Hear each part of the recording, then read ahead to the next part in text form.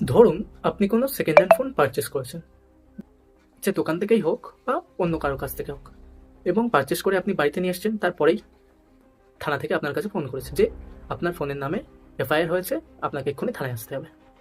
তাহলে পুরনো ফোন কিনলে আপনি কিভাবে বুঝবেন যে ওই ফোনটা কোনো ভুলভাল কাজে বা কোনো ক্রাইমে ইউজ করা হয়েছে কিনা বা ব্যবহার করা হয়েছে কিনা, বা এই ফোনের নামে কোনো এফআইআর আছে কিনা?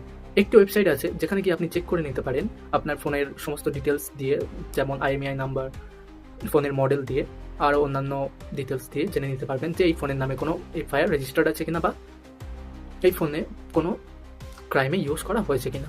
সঞ্চারসাথী.gov.in ওয়েবসাইট লগ ইন করবেন।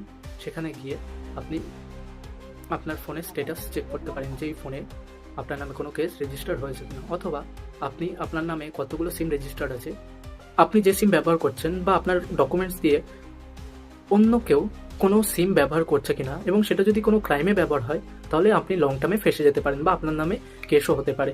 কোনো কেস রেজিস্টার্ড আছে কিনা বা আপনার সিম অন্য কোনো ইললিগাল কাজে ব্যবহার করছে কিনা তা জেনে নেওয়ার জন্য আপনি সঞ্চারসাথী.gov.in এ গিয়ে লগ ইন করে সেখানে আপনি আপনার সিমের স্ট্যাটাস চেক করতে পারবেন। আপনার সমস্ত ডিটেলস দিয়ে আপনার নামে কতগুলো সিম আছে, সিম রেজিস্টার্ড করা হয়েছে তা আপনি চেক করে নিতে পারবেন, এবং আপনি সেখান থেকে ধরুন যেটা আপনি ব্যবহার করেন না সেই সিম আপনি ওখান থেকে ব্লকও করে দিতে পারবেন।